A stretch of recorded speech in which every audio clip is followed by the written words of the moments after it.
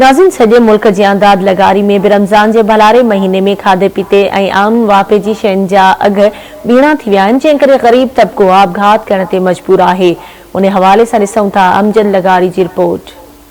लगारी में भलारो माह रमज़ान जो महीनो शुरू थियण बाद महंगाई चोट चढ़ी वही। मुनाफ़िक़ुरनि आम वापे जे शयुनि जा अघ ॿीणा करे छॾिया, जंहिंजे करे ग़रीब तबक़ो सख़्त परेशानी खे मुंहुं ॾेई रहियो आहे। मुनाफ़िक़ुरनि ख़िलाफ़ मुख़्तलिफ़ तंज़ीमनि जे अॻुवाननि मौलवी शमसुद्दीन पिताफ़ी, मोहम्मद असलम लगारी, शफ़क़त हुसैन मंगी, लश्कर ख़ान खुश्क, सईद अहमद लगारी ऐं ॿियनि आवाज़ टीवी खे ॿुधायो त एॾी महांगाई ऐं यकदम रमज़ान शरीफ़ अचण सां हर चीज़ अॻे ग़रीब माण्हू पिसल आहे ॿुड़नि जे करे, महांगाई जे करे। वक़्तु रमज़ान शरीफ़ जो महीनो, हर माण्हू ग़रीब हुजे मिसकीन हुजे, हर कंहिंजो हुजे दिलि घुरंदी आहे त रोज़ा रखूं, इफ़्तारी पाण सुठी कयूं, पंहिंजे बचनि खे सुठी करायूं। पर हालात इहे लॻा त जीअं रमज़ान शरीफ़ चंड बीठो आहे ईअं महांगाई जो उरूज थी वियो आहे। असांखे ईअं लॻी रहियो आहे त हीउ रमज़ान अल मुबारक जेको महांगो तरीन रमज़ान आहे, हाणे उनजो सबबु इहो आहे त जेको असां ते करप्ट टोलो मुसलत थियल आहे उनखे उन वटि को चेक एंड बैलेंस न आहे। मार्केट में कहिड़ियूं शयूं कहिड़े अघ ते विकामजनि थियूं उन्हनि खे का परवाह कोन्हे, उन्हनि खे का ख़बर कोन्हे। हाणे हालत इहो आहे त गुरबत सबबु माण्हू पंहिंजा बचनि समेत ख़ुदकशी करे रहिया आहिनि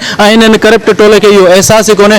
ॾिठो वञे न त हिते हाणे रमज़ान अल मुबारक मिसाल तौर जे 3 शाबान आहे न, 3 शाबान ते साईं जेकॾहिं को खंड जो रेट या टमाटर जो या कंहिं पटाटे जो रेट 100 रुपयो आहे न त पहिरीं रमज़ान ते उहो ॿीण ते वधिजी वञे थो। महंगाई एतिरो त अज़ाब पैदा कयो आहे जो ग़रीब जो जीअण जंजाल थी वियो आहे। अमीर अमीर थींदो थो वञे, ग़रीब ग़रीब थींदो थो वञे। ग़रीब खे कंहिं शइ जी सहूलियत मुहैया न आहे। करप्शन जो ऑफिसनि में वञूं कंहिं शइ जे लाइ त पहिरें खणी महांगाई जे लाइ वञूं त पहिरें उन्हनि खे एप्लीकेशन ॾियण लाइ त उन्हनि खे पटे वारे खे असांखे माना रिश्वत ॾियणी थी पए। रमज़ान शरीफ़ जे महीने जे अचण खां पोइ असां हिकिड़ी नोट कई आहे ॻाल्हि, हर साल जीअं हर शहर में ऐं ख़ासि कर असांजे दाद लगारी शहर में भी महंगाई जो हिकिड़ो जिन ॿाहिरि निकिरी अचे थो। ख़ासि तरह सब्ज़ी फ्रूट ऐं खाधे पीते जो जेको रोज़ जूं शयूं आहिनि, जेको रमज़ान शरीफ़ जे रोज़ेदारनि जे लाइ जेको ज़रूरी आहिनि, पंहिंजे बोतल जी मंज़िल ताईं उहे इन्हनि जो रेट डबल थी वञे थो। ऐं दाद लगारी शहर हिकिड़ो साइड ते हुअण जे करे इन जो चेक ऐं बैलेंस कोन्हे, इन ते को एक्शन कोन हूंदो आहे, को चेक न कंदो आहे, रेट लिस्ट हूंदी आहे, न का शइ हूंदी आहे। हा, मां सम्झां थो महांगाई पाकिस्तान लेवल ते आहे ऐं ॿाहिरों बि छा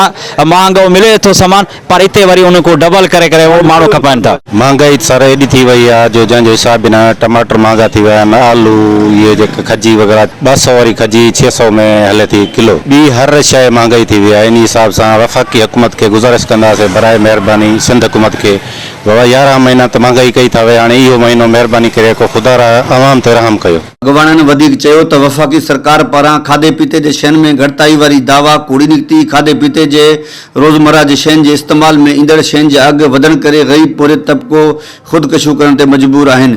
उन्हनि वफ़ाक़ी हुकूमत ऐं सिंध हुकूमत खां मुतालबो कयो त फौरी तौर महांगाई ते कंट्रोल करे ग़रीब माण्हुनि खे जीअण जो हक़ ॾिनो वञे। कैमरामैन आबिद खुश्क सां गॾु अमजद लगारी, आवाज़ टीवी, दाद लगारी।